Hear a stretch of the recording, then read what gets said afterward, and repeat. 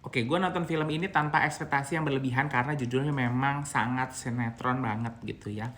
Ipar adalah maut. Nah, akhirnya gue nonton tanpa tahu siapalah film ini dibikin, ternyata dibikin oleh Hanung Bramantyo. Ya udahlah, gue akhirnya berpikir positif bahwa untuk masalah teknisnya pasti oke. Gimana dengan ceritanya?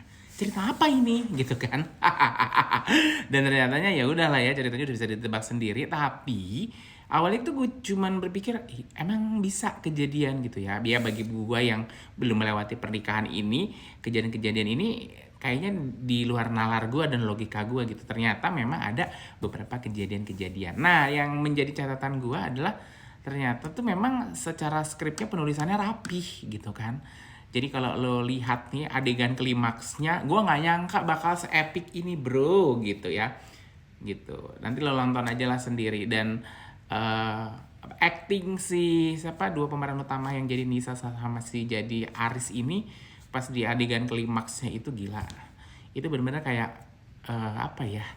Merobek hati gue yang gila anjrit gitu ya, bisa ya separah ini manusia gitu, sebejat ini gitu dan sejahat ini gitu. Nah ternyata kejadiannya lebih parah bro. Nah semalam kan gue nonton podcastnya Densu. Jadi ini memang terinspirasi dari kisah nyata yang dibagikan oleh seseorang melalui Twitter gitu. Nah akhirnya dibagikan lah ini menjadi sebuah tweet lah yang rame lah di Twitter. Dan ternyata kisahnya ini tuh lebih ribet dari filmnya. Ya gue paham lah ya kalau semuanya di filman kayaknya nggak akan cukup kecuali ini dibikin series gitu. Karena menurut gue konfliknya tuh berlapis, berlayer gitu. Kenapa sih seorang adik tuh bisa setega ini sama kakaknya?